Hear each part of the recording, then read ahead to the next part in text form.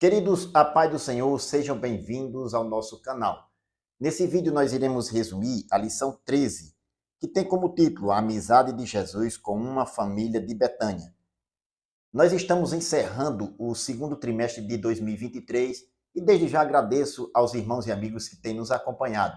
Se você ainda não é inscrito no nosso canal, se inscreva, curta, compartilhe, ajude o nosso canal. Utilize também os nossos vídeos na evangelização enviando para uma pessoa que você conhece. O texto áureo diz: Ora, Jesus amava a Marta e a sua irmã e a Lázaro. Está em João capítulo 11, versículo 5. Verdade prática. Dentro da família, a amizade com Cristo evoca comunhão, conselho, simpatia e reciprocidade nos relacionamentos. A leitura bíblica em classe encontra-se no Evangelho de Lucas, capítulo 10, versículos 38 ao 42, e o Evangelho de João, capítulo 11, versículos 5 e 11. Nós não iremos ler, mas iremos aqui fazer menção. A palavra-chave é amizade. Hoje nós iremos ver o relacionamento que Jesus teve com uma família de Betânia. O texto bíblico mostra como Jesus amava a Maria, a Marta e a Lázaro. Está no texto bíblico de João capítulo 11, versículo 5. Na leitura bíblica em classe, também Jesus, ele amava o seu amigo Lázaro. Diz o texto no verso 11 que Lázaro, nosso amigo, dorme. Foi uma forma que Jesus se relacionou com esta família, especificamente com Lázaro. Lázaro, nosso amigo. Aqui nós vemos a importância do relacionamento familiar, da família com o Senhor. E nós iremos ver nesta lição como nós podemos tirar ensinamentos a respeito de como a família deve desfrutar um relacionamento real com o Filho de Deus. Nós iremos para o nosso esquema resumo, lembrando que ele sempre fica disponível no final do nosso vídeo. Primeiro ponto, a vida social de Jesus. O número 1, Jesus foi um ser social. Jesus, nós já vimos nas lições passadas, especificamente na lição passada, que Jesus ele nasceu em Belém da Judéia e foi criado em Nazaré da Galileia. Nesta cidade, Jesus desenvolveu relações pessoais com as pessoas, desenvolveu também amizades, relações pessoais. Em seus discursos, em seus ensinamentos, Jesus atraía as pessoas e se relacionava. Ele separou os discípulos para ter um relacionamento mais pessoal com eles. Em João capítulo 15, versículo 15, diz o texto: Já não vos chamarei servos, porque o servo não sabe o que faz o seu senhor, mas tenho-vos chamado amigos, porque tudo quanto recebi de meu Pai vos tenho feito conhecer. Note, tenho-vos chamado amigos e não servos. Era uma forma de Jesus mostrar o seu relacionamento com seus discípulos. Jesus ele também peregrinou pela Palestina e fez várias amizades. Em Mateus capítulo 9, versículo 35, o evangelista diz que percorria Jesus todas as cidades e aldeias, ensinando nas sinagogas dele, pregando o evangelho do reino de Deus e curando todas as enfermidades e moléstias entre o povo. O contexto ainda vai dizer que, vendo a multidão, teve grande compaixão deles, porque andavam desgarrados e errantes como ovelhas que não têm pastor. Então disse aos seus discípulos: A seara é realmente grande, mas poucos são os ceifeiros. Rogai, pois, ao Senhor da seara, para que envie ceifeiros para a sua seara. Note, Jesus ele tinha uma preocupação com o povo, com a multidão que chegava para ouvi-lo. Aqui o evangelista descreve o ministério terreno do Senhor Jesus, de pregação, ensino e cura de milagres. Jesus peregrinou na Palestina e fez grandes amizades. O número 2, uma casa hospedeira. Constantemente Jesus ele se deslocava para Jerusalém. O texto bíblico, ou melhor, a leitura bíblica em classe, mostra dois textos, o de Lucas e de João. João, no capítulo 11 e no capítulo 12, ele retoma esta visita do Senhor especificamente para tratar da hospedagem, da forma com que Maria recebeu o Senhor. E Lucas, ele descreve uma das vezes que Jesus teve nesta casa em Betânia. Jesus ele desenvolveu uma amizade com esta família, com a família de Maria, Marta e Lázaro. Nesse texto, como acabei de falar, em João capítulo 12, versículos do 1 ao 3, descreve a forma de recepção e como Maria ungiu os pés do Senhor. Note, Jesus ele teve algumas vezes nesta cidade quando peregrinava na Palestina e especificamente em sua caminhada para Jerusalém. E esta família hospedava o Senhor nestas ocasiões. Jesus ele desenvolveu assim uma amizade sincera com esta família. Diz o comentarista que esta família composta por Marta, Maria e Lázaro desenvolveu relações interpessoais com o Senhor e uma amizade sincera.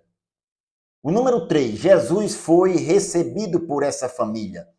Jesus ele encontrou um acolhimento especial nessa família em Betânia. O episódio de Lucas, capítulo 10, versículo 38, marca esta amizade. Note que foi bem depois que Jesus escolheu os 70 para a missão, logo no versículo 1 do capítulo 10. E no versículo anterior, no versículo 37, foi aonde terminou a parábola do bom samaritano, quando Jesus foi interrogado por um doutor da lei. Note que este episódio foi logo após esta interrogação do doutor da lei acerca da vida eterna. Esse episódio marca a amizade da família de Lázaro com o Senhor. A família de Betânia recebeu Jesus em sua casa e teve uma amizade profunda com ele. O segundo ponto, fruto da amizade com Jesus. O número 1, presença real do Filho de Deus. A família de Betânia entendeu que a relação que eles tinham com o Senhor Jesus, não era apenas uma relação social.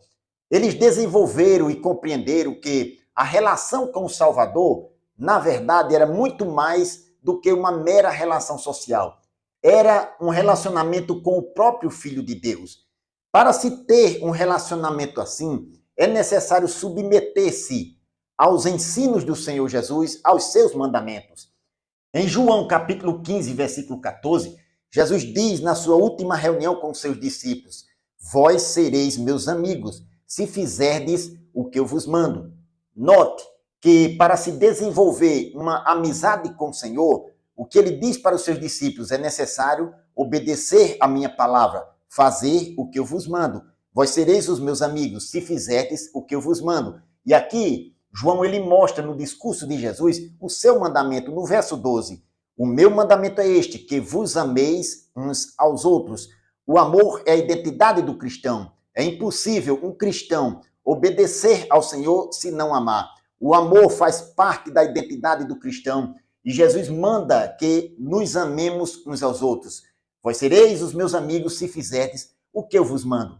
Para nós submetermos aos seus ensinos, é necessário o amor. O amor abraça não somente o ensino teórico do Senhor, mas o ensino prático. O amor na prática é um amor de atitudes.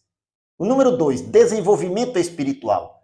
A amizade da família com o Senhor converge em uma adoração sincera, uma verdadeira adoração espiritual. Aqui o comentarista ele pontua 3 atitudes de uma verdadeira adoração. Especificamente, nos textos de Lucas capítulo 10, versículo 39, diz o comentarista que Maria assentou-se aos pés de Jesus para ouvi-lo. Note, assentou-se aos pés para ouvi-lo. Nós devemos tomar a mesma atitude de nos assentar para ouvir a palavra de Deus. Em João capítulo 11, versículo 32, ela lançou-se aos pés de Jesus e chorou suas tristezas. Note que nesse contexto de morte que Jesus foi visitar para ressuscitar Lázaro, Maria teve uma postura de adoração, se lançou aos pés do Senhor. É necessário também termos uma postura de adoração ao Senhor, uma adoração sincera. E em João capítulo 12, versículo 3, diz o texto que Maria adorou ao Senhor derramando unguento aos seus pés. Unguento era um perfume de muito, ou melhor, um perfume muito caro, de muito preço, muito valor. E aqui mostra que Maria tomou uma atitude de adoração com o que ela possuía. Essas três atitudes aqui mostram como uma família que recebe o Senhor desenvolve um verdadeiro relacionamento espiritual com o Senhor. O número 3, serviço concreto. Com a família de Betânia, nós tiramos algumas lições. Com Maria, nós aprendemos a termos uma espiritualidade profunda com o Senhor. E com Marta, apresentarmos o serviço necessário a Ele. Na época de Jesus, quando uma família recebia um convidado ilustre, como era este caso, elas recebiam e faziam uma refeição. E esta refeição era dividida em três partes. A primeira era um aperitivo, a segunda, a cena, que era a refeição principal, dividida em três bandejas, e a última, que era a sobremesa. Talvez Jesus estivesse chamando a atenção para esta última e não deixar se envolver com muitos serviços, porque a parte principal estava em ouvi-lo. E a última parte da refeição talvez fosse a que Jesus chamasse a atenção aqui. Diz Lucas no texto, no capítulo 10, versículo 41 e 42, assim, respondendo Jesus disse-lhe, Marta, Marta, estás ansiosa e afadigada com muitas coisas, mas uma só é necessária, e Maria escolheu a boa parte, a qual não lhe será tirada. Note, ele chama atenção para a ansiedade e o afadigamento de Marta com muitas tarefas, e era necessária apenas uma para recebê-lo. E quando ele chama a atenção dizendo Maria escolheu a boa parte, é porque Maria preferiu ouvi-lo e deixar os serviços, ou melhor, amenizar os serviços. Talvez aqui Jesus ele esteja chamando para esta última parte da refeição, e a parte principal que era justamente ouvir os seus ensinamentos. Da mesma forma, nós devemos nos preocupar também com o serviço. Jesus aqui ele não está desfazendo do serviço de Marta, não, mas está mostrando que ela estava muito atarefada com muitas coisas e estava deixando a parte principal, que era ouvi-lo, para depois. Da mesma forma, talvez nós estejamos, como Marta, muito atarefado nos serviços, inclusive nos serviços do Senhor. E estamos negligenciando a parte espiritual, a nossa espiritualidade. A nossa espiritualidade e o serviço deve ter um equilíbrio, mas a parte principal é o nosso aprofundamento espiritual com o Senhor, a amizade com Ele. Uma família que assim procede, os seus serviços mútuos são para ajudar uns aos outros, cada membro da família. Uma família que tem uma amizade com o Senhor, desenvolve uma espiritualidade profunda e um serviço dedicado a Ele, ajuda mutuamente uns aos outros. Assim nós aprendemos com a família de Betânia. A família que cultiva amizade com Jesus pode escolher, ou melhor, pode colher muitos frutos, assim diz o nosso comentarista. A família de Betânia colheu muitos frutos com amizade com o Senhor, e nós, da mesma forma, também podemos colher muitos frutos. O terceiro ponto, lições que aprendemos com a amizade de Jesus. O número 1, uma história de amor. Marta, Maria e Lázaro eram fiéis discípulos de Jesus. Note em João capítulo 11, versículo 5, que está na leitura bíblica em classe, diz o texto, ora, Jesus amava a Marta e a sua irmã e a Lázaro. O texto descreve que Jesus amava esta família. O amor é o sentimento que une os membros da família cristã e é também um mandamento do próprio Senhor. Em João capítulo 15, versículo 12, Jesus disse na sua última reunião para os seus discípulos, o meu mandamento é este, que vos ameis uns aos outros, assim como eu vos amei. Note, a proporcionalidade do amor cristão está no mandamento do Senhor, assim como eu vos amei. Da mesma forma que Jesus amou seus discípulos, nós devemos amar uns aos outros. Assim nos ensina o Senhor. O amor é o sentimento que deve nortear o relacionamento da família cristã. O número 2, compreender o outro. Marta e Maria tinham perfis distintos uma da outra. O comentarista ele pontua: uma agia mais com o coração, a outra com as mãos. Uma tinha mais uma emoção mais intensa, a outra era mais sossegada, tranquila, contemplativa e silenciosa.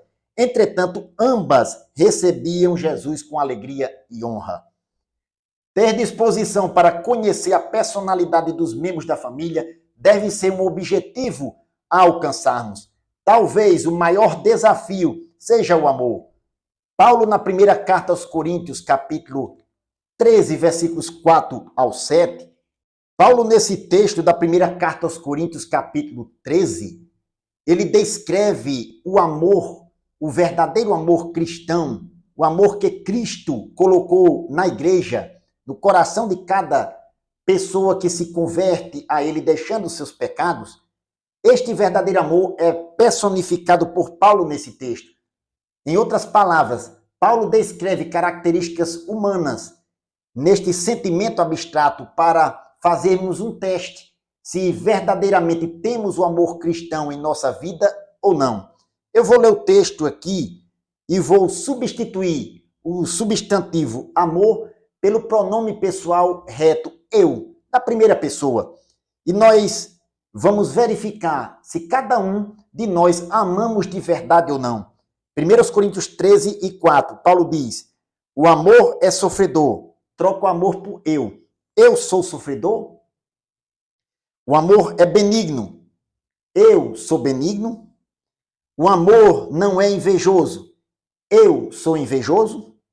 O amor não se trata, ou melhor, não trata com leviandade, não se ensoberbece, não se porta com indecência, não busca os seus interesses, não se irrita, não suspeita mal, não folga com a injustiça, mas folga com a verdade.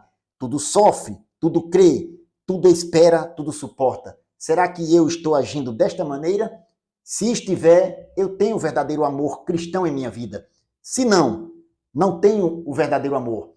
Paulo mostra aqui para a igreja que quem ama se enquadra neste quesito do verdadeiro amor, e ele mostra que a igreja de Corinto deveria praticar este amor de maneira que o seu comportamento fosse mudado. Eram as instruções que ele estava dando aqui em relação aos dons espirituais que os cristãos poderiam buscar, mas deveriam procurar com zelo o melhor dom, que era o verdadeiro amor. E ele descreve o amor aqui como uma forma personificada para mostrar para a igreja que quem ama suporta tudo isso aqui. Mostra que o verdadeiro amor, ele é sofredor, ele é benigno, não é invejoso, não se importa com leviandade, não se soberbece e assim vai. A partir desse texto, nós podemos tirar algumas conclusões, se amamos de verdade ou não amamos. Ficamos com esta reflexão. Eu faço para mim esta reflexão, faça também. 1 Coríntios 13, a partir do versículo 4. O número 3, ponderar quanto aos cuidados da vida. Marta trabalhava para oferecer o melhor ao Senhor, a melhor receptividade, a melhor hospedagem, mas se esqueceu da parte principal, que era a espiritualidade. Na vida nós devemos ter um equilíbrio da alma e espírito. Em Mateus capítulo 4, versículo 4, Jesus ele responde para o diabo nas tentações do deserto, que nem só de pão viverá o homem, mas de toda palavra que sai da boca de Deus.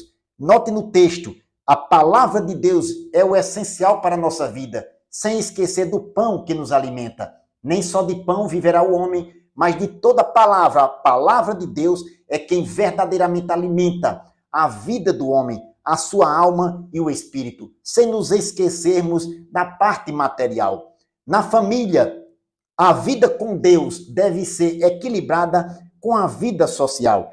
Devemos ter um equilíbrio.